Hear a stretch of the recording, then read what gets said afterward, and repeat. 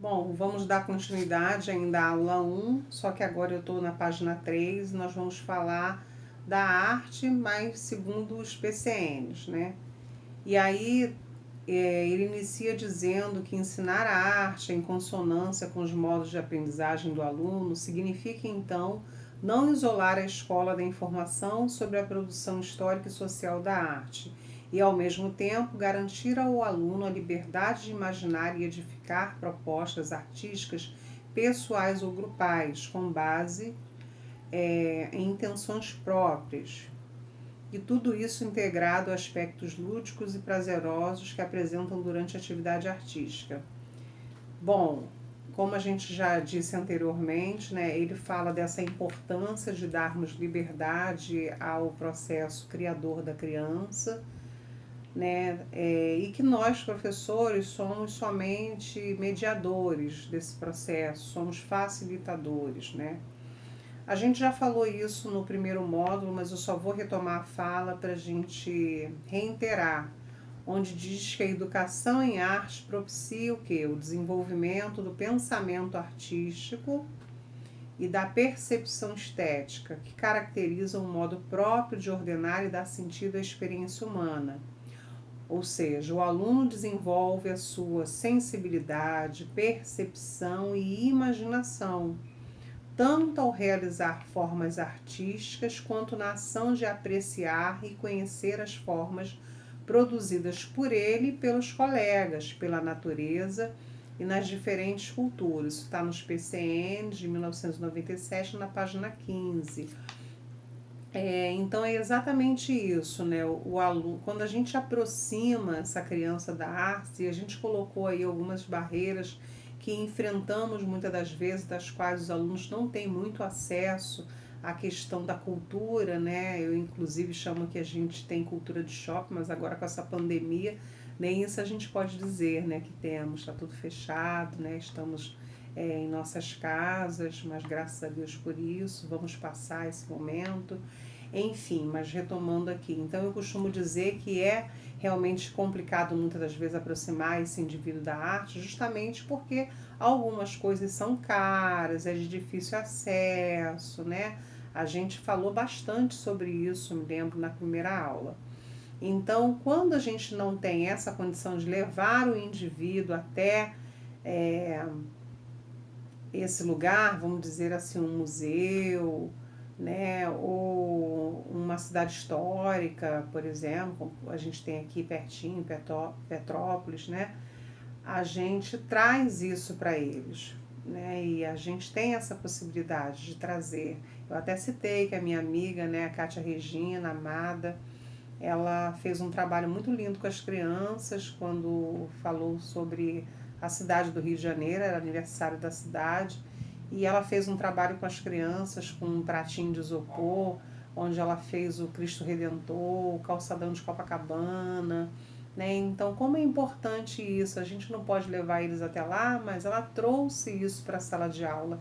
E essa é a proposta do ensino de arte, né? Que a gente traga obras de artistas já consagrados, né, para que assim eles consigam realmente apreciar essas obras, né, e também reproduzi-las ou fazer as suas releituras, né, como foi um processo pelo qual vocês passaram também. E isso é muito importante. Vai dizer aqui que os arte educadores começam a mudar suas práticas, procurando inserir uma educação que visa a transformação sociocultural. O professor começa a ter outro olhar, assumindo um papel de facilitador e de mediador. O ensino da arte passa a ser concebido como área de conhecimento. Então, assim, a gente viu que ao longo da história existiram vários conceitos com relação à arte, né? Arte, educação artística, atividades educativas, até que se chegou aí o consenso de realmente que a arte era para ser considerada como área de conhecimento, pois até então ela era vista como recreação, aqueles momentos na escola de confraternização, não era dada a devida importância. E hoje isso já mudou com a nova lei de diretrizes e bases, né? a 93, 94 de 96, que torna o ensino obrigatório e inclusive como disciplina, que até então ela não era considerada dessa forma. Agora a gente vai começar a falar um pouquinho de concepções e tendências pedagógicas. Quem já fez didática aqui sabe exatamente o que eu estou falando. Quem não fez ainda, né, mas vai fazer, porque é uma das matérias mais importantes do curso de formação de professores, a gente vai falar bem claramente, tá? De uma forma bem resumida, para que a gente não tenha nenhum tipo de entrave. Ele começa a falar de uma das concepções chamadas pedagogias críticas, né? Essa adota a arte como perspectiva multicultural, né? E o que vem a ser isso? Envolve a arte não somente como lições de outras culturas, mas dá realmente a devida função da arte, né?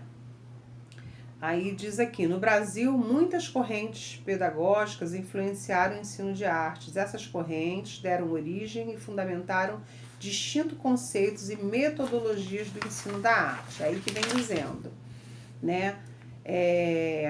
Com relação às concepções pedagógicas. O que são concepções pedagógicas? São justamente práticas e teorias que vão embasar, né, a maneira que eu vou dar minha aula. Ué, professora, então como é que é isso? Vamos colocar aí uma professora que é tradicional. Como é que vai ser a aula dela? Né? A gente viu no módulo anterior que as aulas tradicionais, ela tem o professor como centro, né? Ele é o saber, ele é o detentor do saber, ele é o sabe tudo, ninguém pode contestar.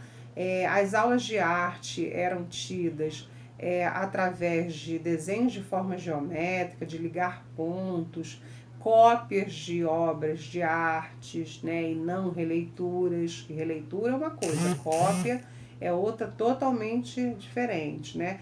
Então, são essas concepções que vão fazer com que a gente assuma determinada postura frente, né, à nossa ação educativa. E aqui ele vai dizer o seguinte, que é importante a gente conhecer para a gente saber diferenciar, né, uma tendência da outra. Apesar de que hoje a gente ouve muito nas escolas dizer assim, qual é a metodologia, qual é a concepção pedagógica, qual é a tendência pedagógica da sua escola. E aí diz lá, aqui é o método misto, ou seja, um pouquinho do socio-interacionista, um pouquinho do construtivista, um pouquinho do método tradicional, e na verdade, se a gente parar para analisar, acaba sendo o mesmo, né? Cada um pega um pouquinho daquilo que é positivo, né, de cada uma das tendências e leva para a sua praxis educativa. E aí, dando continuidade, a gente está quase finalizando a parte desse tema, né, do PCN de arte. Ressalta-se a relevância da tendência liberal renovada não diretiva, que centra-se no sujeito, dá ênfase à vida psicológica e emocional do indivíduo. O trabalho nessa tendência tem como foco basicamente o desenvolvimento da personalidade através da interação com o meio. Então, eu quando lido com o outro, né, eu preciso saber respeitar o momento, a minha vez de falar, a minha vez, né, de apresentar, de realizar uma determinada atividade. É o que tem muito na concepção pedagógica socio-interacionista, né, de Vygotsky, que vai dizer que é através do meio que a gente cria a questão da interação social, de me conhecer e conhecer ao outro.